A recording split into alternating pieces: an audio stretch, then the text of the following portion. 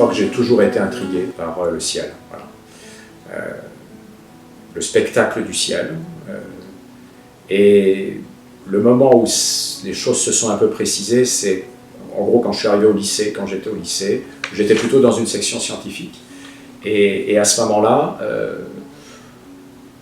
vraiment l'idée qu'on puisse observer le ciel et en plus, en l'observant, découvrir quelque chose, comprendre quelque chose, ça a mis un cran supérieur à la simple idée que c'est un beau spectacle.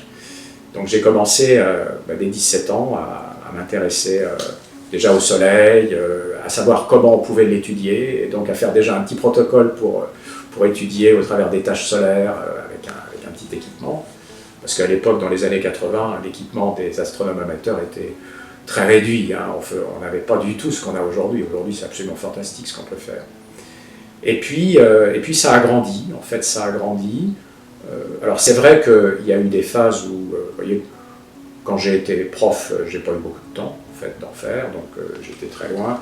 Au séminaire, pas tellement le temps non plus. Mais c'est vrai qu'une fois que je suis arrivé après, commencer à être un peu installé, eh bien j'ai eu envie de le vivre un petit peu plus fortement avec la Société Astronomique de Touraine. Avec, dans un premier temps, l'idée que c'était un lieu intéressant pour rencontrer des gens en dehors de ma vie de prêtre, quoi. C'est-à-dire que je ne suis pas là-bas un prêtre, je suis toujours un, bien entendu, mais ce qui est premier, c'est pas que je sois prêtre, c'est que je suis un astronome amateur qui, avec d'autres, pratique l'astronomie. Et je trouve que la vie associative, c'est très intéressant. C'est aussi très intéressant. Voilà. Et au début, j'ai commencé en me disant je vais pratiquer d'abord dans le club, et uniquement dans le club, sans équipement personnel. Mais je me suis rendu compte assez vite que si on n'y est pas très souvent, et je ne pouvais pas y être très souvent parce que comme prêtre, c'est quand même les années de début que j'ai évoquées tout à l'heure, trouver un petit moment pour aller à l'observatoire et faire de l'astronomie, c'est difficile, même une fois par semaine, on n'y arrive pas. Hein. Donc je me suis payé un équipement. Voilà. Je me suis offert un équipement parce qu'il faut dire aussi que les chrétiens sont très généreux, ont été très généreux avec moi et m'ont même permis de me faire ce cadeau-là, que de pouvoir avoir un équipement d'astronomie. Et les choses ont vraiment démarré de manière plus sérieuse avec ça. Parce que là, du coup, quand on est chez soi, c'est beaucoup plus facile de mettre en station un télescope, d'observer, parce qu'il faut qu'il fasse beau et il n'y a pas besoin d'aller à Toxigny.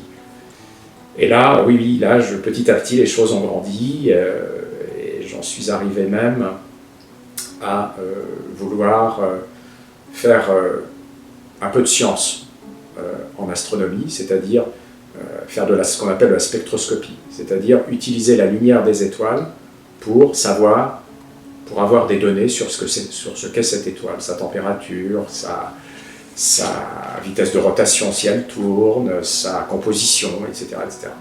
Et là, ça est devenu vraiment encore plus passionnant. J'en reviens à ce que je disais en histoire, on arrive avec des données à comprendre des choses, et comprendre des choses de l'univers.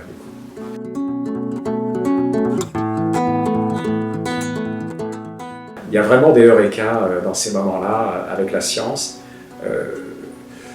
Par exemple, le moment où vous vous dites, quand vous observez des étoiles dans le ciel, elles sont toutes pareilles, ou quasiment, vous allez vous dire, il y en a qui ont des luminosités différentes.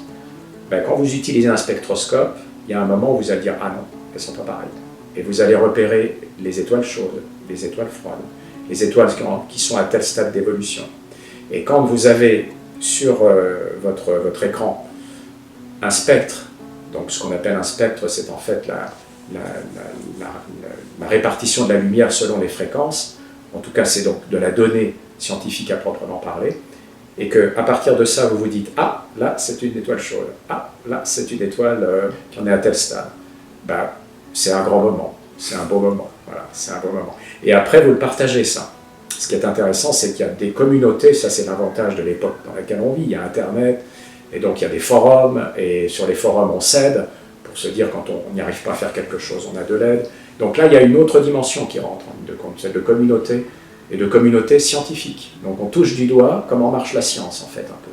C'est-à-dire qu'on cherche ensemble et on doit faire valider auprès des autres ce qu'on est en train de faire.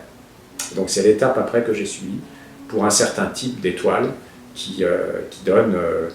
Voilà, qui en fait peut donner des novas, ce qu'on appelle des novas, c'est-à-dire des étoiles qui à un moment vont connaître une une phase de luminosité beaucoup plus grande. Mais tout ça, il y a des mécanismes complexes qu'on peut comprendre, qu'on a compris maintenant en grande partie, et que l'on peut observer même en amateur. Alors j'ai pas observé des choses comme ça, hein. J'ai pas été jusque-là, mais en tout cas j'ai suivi un certain nombre d'étoiles avec un groupe qui est sur Internet, et je suis allé à des stages d'été pour me former un peu à ça, et ça a été absolument passionnant aussi. Ce côté-là me plaît beaucoup. J'aime beaucoup la science comme manière de faire communauté pour les hommes, comme manière d'approcher la vérité. Alors la vérité, c'est peut-être pas le mot que je dirais, que je donnerais, mais de comprendre comment ça marche, voilà, comment les choses fonctionnent. Se donner des modèles théoriques qui collent avec les observations.